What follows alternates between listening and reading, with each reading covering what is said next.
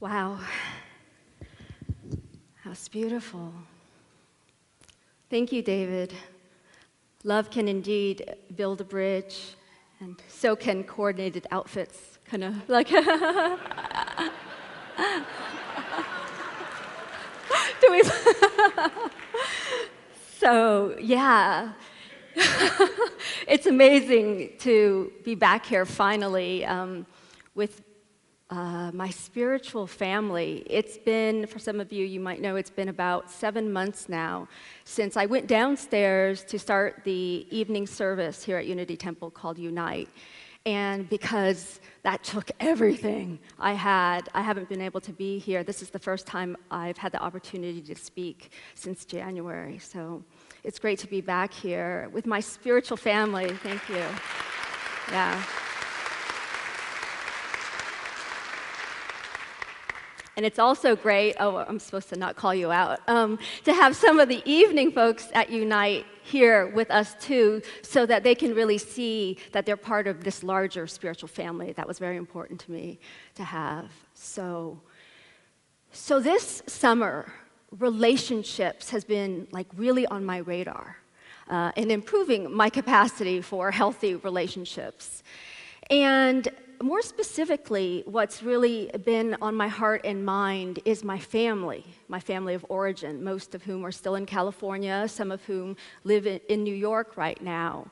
And it just struck me, when I stop being busy and I sit and I'm quiet, how much I miss my family, And in particular, my siblings. So I've been thinking about my siblings. And some of you know I come from a large family, 5 kids, 4 girls and 1 boy, and I'm the second oldest. I've got all the middle child issues that you read about, But it struck me that I miss my siblings a lot. And it also struck me that in a way, this was also a revelation and a gift for me. Because if you know anything about my history, you might know that I've struggled immensely in my relationships with my parents as well as my siblings. And we were always close, my 4 siblings and me, but that closeness wasn't always in a positive way. When we were young, certainly there was a time when my older sister, who's just a year older, and I could have called her my closest friend and my best friend. But there was also a larger span in my life where I wouldn't even want to go home for Christmas, but I would do so out of duty. And I wasn't in touch with any of my parents or my siblings at all.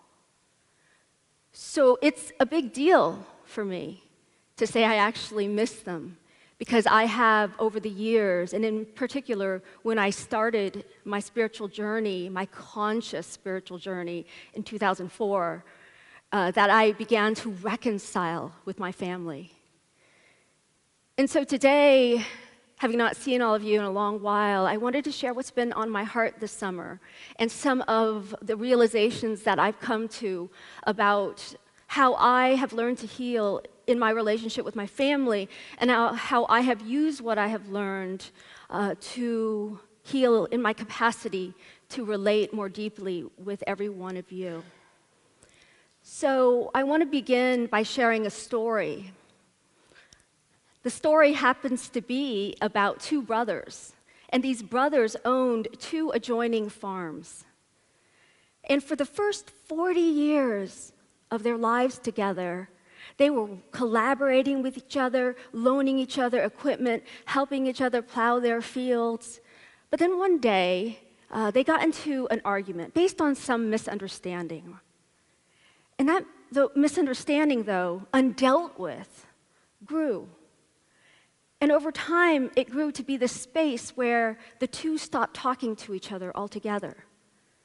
And then it came to a time where the younger brother, Tim, decided, this creek that separates us, I'm going to dig a little deeper, make the creek a little deeper. You can't cross it very easily, he says to his older brother, Pete. That's his name. So one day there was a vagabond traveling through, and he's looking for work. And the older brother, Pete, says, hey, I've got a project for you.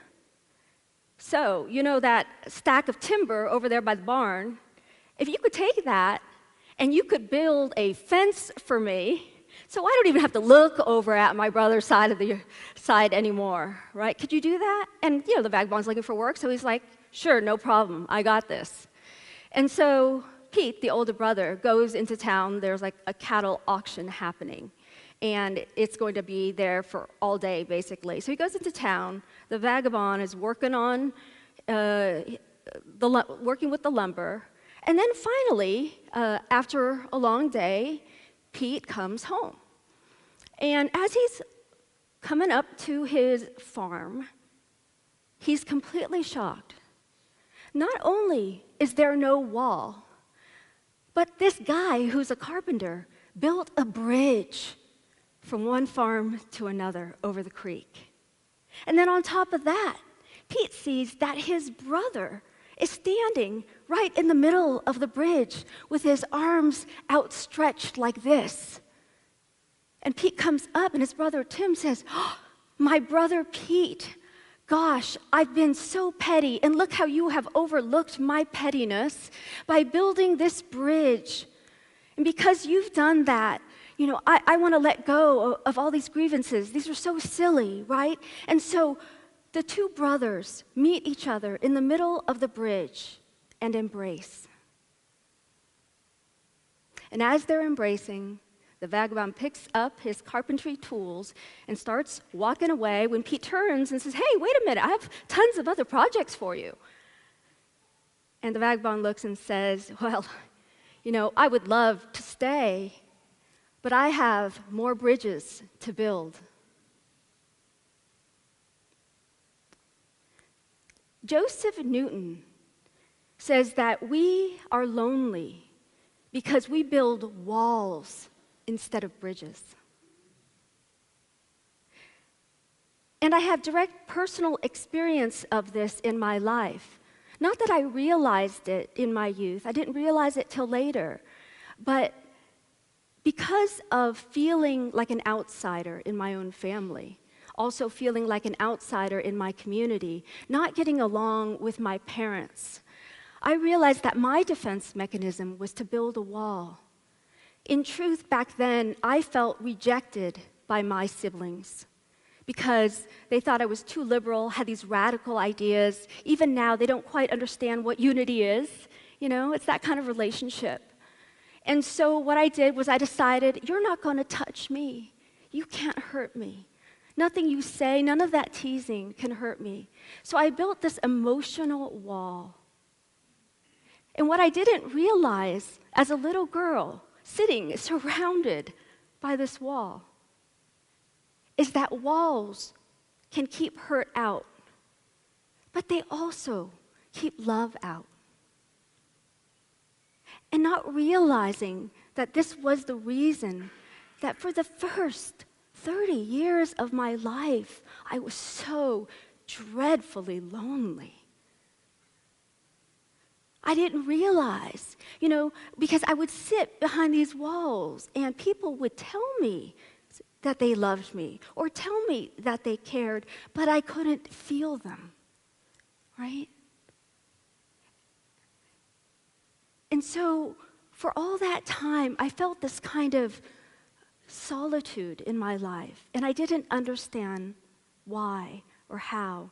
And it wasn't until 2004, when I began my conscious spiritual journey, did I come to understand the difference between a wall and a boundary.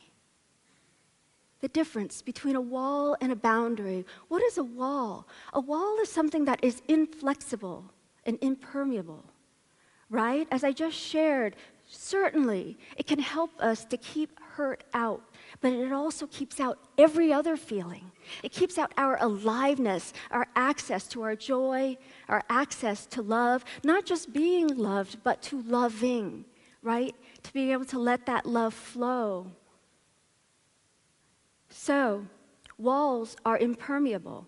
And to give you an example from someone else, I had a friend back in California, in 2005 it was, and I remember this woman was gorgeous, tall, blonde, curvy, and she was constantly getting offensive sexual remarks from men. And I remember she would gripe about this, but she would gripe about it to me and her other girlfriends. At no time did she ever, in her power, with confidence, say, "That's not okay with me," to them.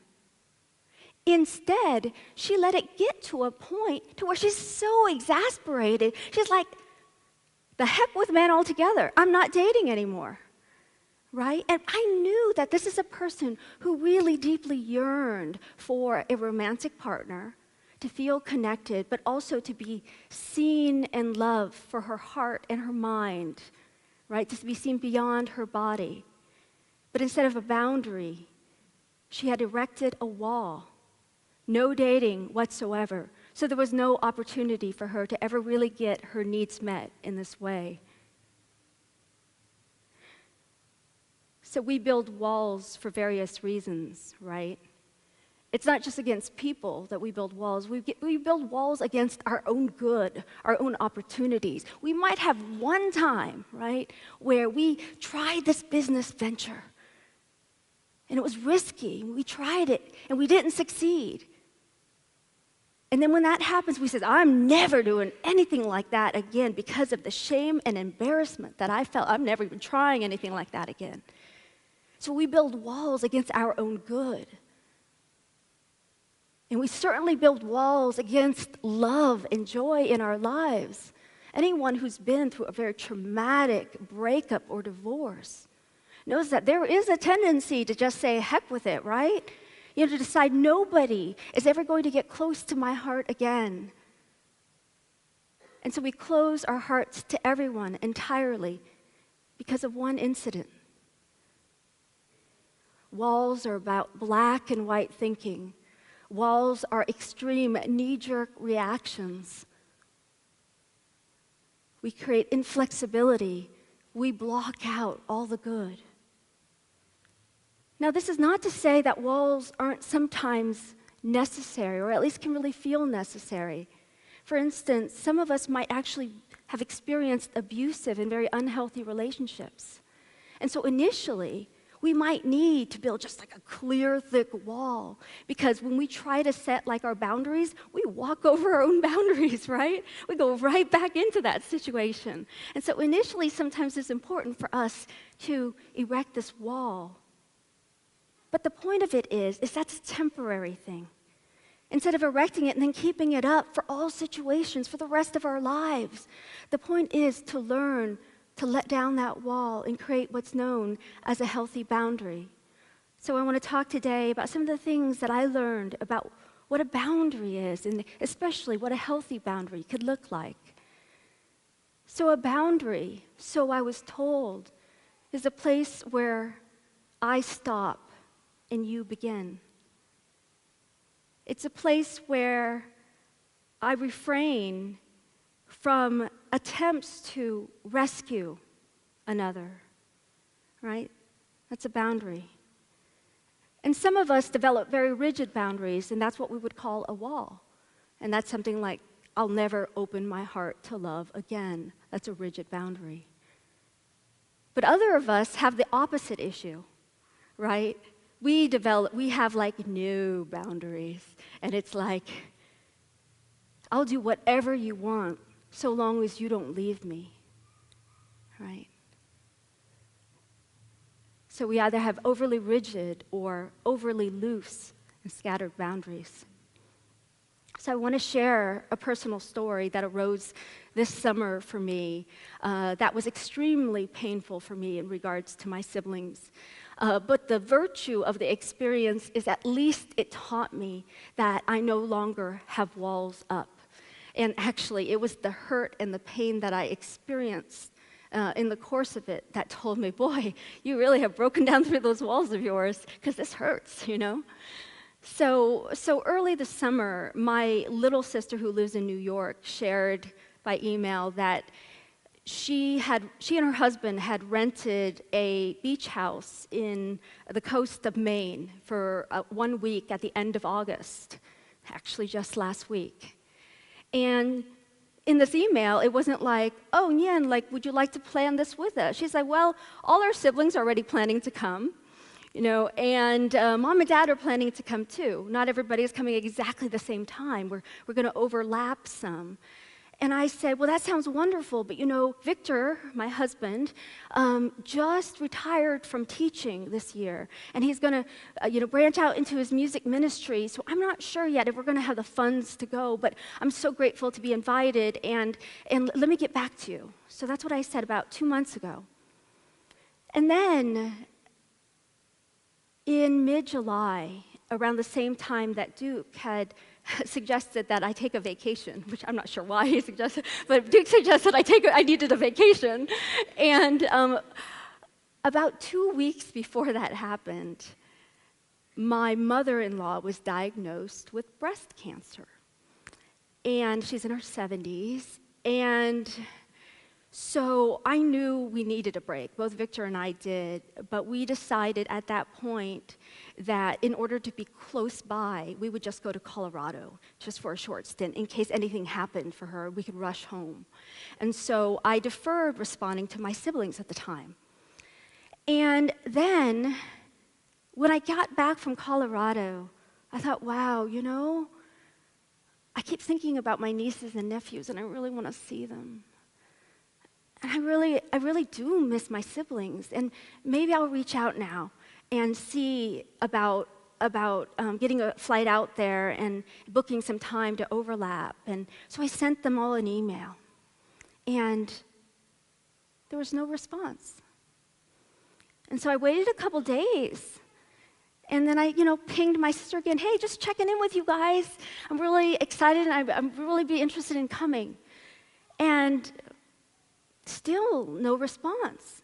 So I tried Facebook messaging my siblings, and just thinking, they're very busy people, all doctors and lawyers, blah, blah. And finally, my younger sister responds and says, the house is pretty full right now. We actually have another friend coming in too. And I know I was crying too. Yeah. So I said, well, okay, we don't care. We're low maintenance. We'll sleep on the ground. It doesn't matter, because all the bedrooms are full. And so I told her that, and she said, okay, well, what day exactly are you thinking of coming? And so basically this is how the conversation went, where I was feeling like I put myself out there to try to make it, trying to be flexible, and then finally, she decided, well, maybe you should come at the very end of the week. And I'm like, but nobody's going to be there anymore. All the nieces and nephews will have gone. It would just be us. And so I said no. And so I did this by messenger, typing away. And then I shut my laptop. And as soon as I closed my laptop, I started bawling.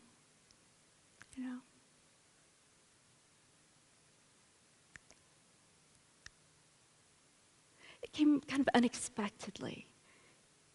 But it was like all the hurt and rejection I had felt from them my entire life came to the surface. And I'm like, what is this?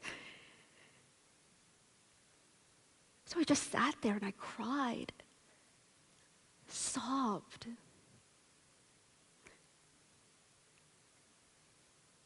And then I opened my laptop back up after I spent some time and I got grounded.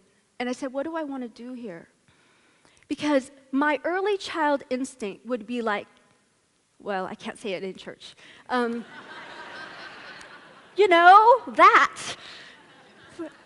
Just like that.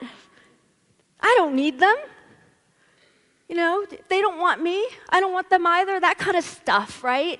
And so, but instead of doing that, I opened my laptop and I started typing, I really do miss you, and I'm sorry that I missed this one opportunity, but let's see if we can try to make something happen in the fall. So that's what I said instead. And that was a big move for me. And my sister responded in kind. She said, I really miss you too. And yeah, fall would be a better time for us, and we'd have some more quality time. We wouldn't see the others, but we'd have some quality time. And you could meet your niece. I haven't met her youngest daughter yet. So that's how we left it. And so I guess the moral of the story is, while it hurt, because I didn't erect a wall, but kept a boundary, this boundary was really about the fact that, hey, I'm going to say no to what is not right here, because if I had gone, I would have been so resentful, you know. I've been like, oh, I'm relegated to Tuesday, and you know, that kind of thing. But instead, I didn't erect a wall. I kept this boundary for myself, and love was able to flow between the two of us.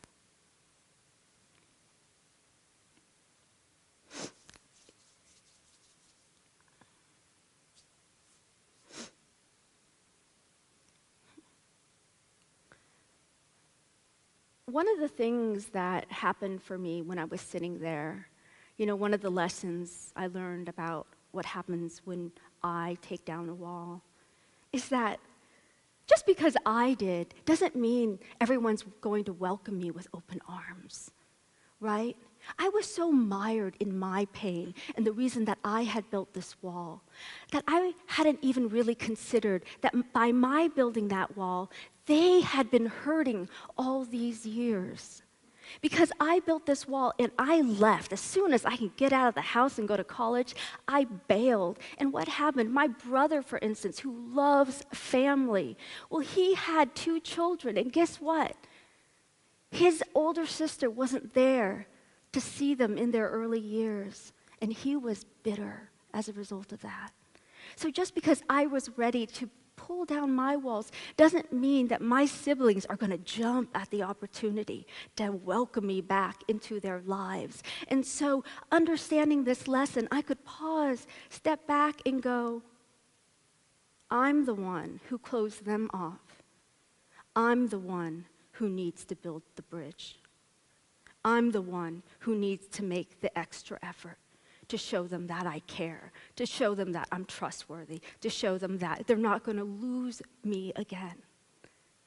And so I got that. The importance of not only setting boundaries, but also building a bridge.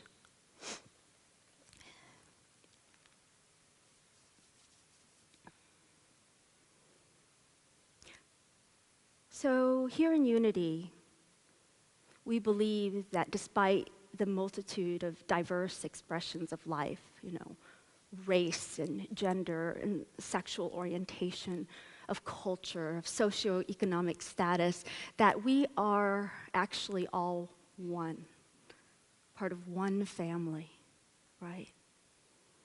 And so what I'm sharing about is not just about our biological or family of origin, right? But about the human race and how we live within our spiritual family, but also within the larger family of humankind.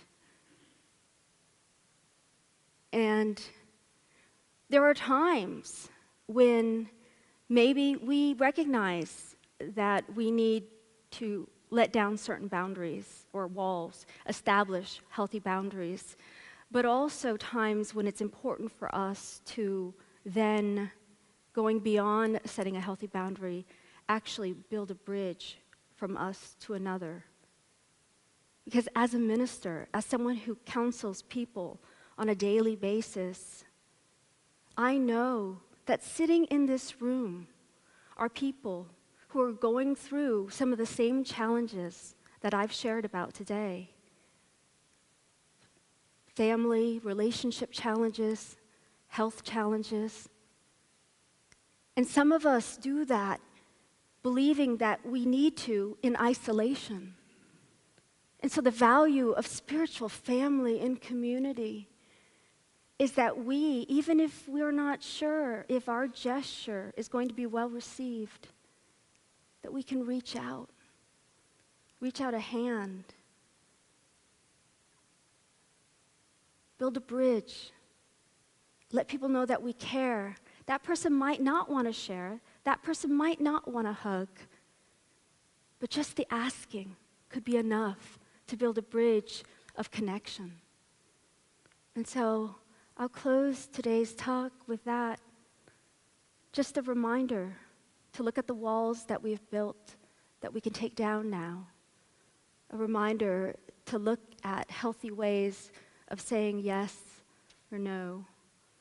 And a reminder that if we tap into courage and our vulnerability, we can extend a hand, even if that's not received. Be willing to do that. As all of you sang so beautifully, love can build a bridge between your heart and mine. Love can build a bridge. Don't you think it's time?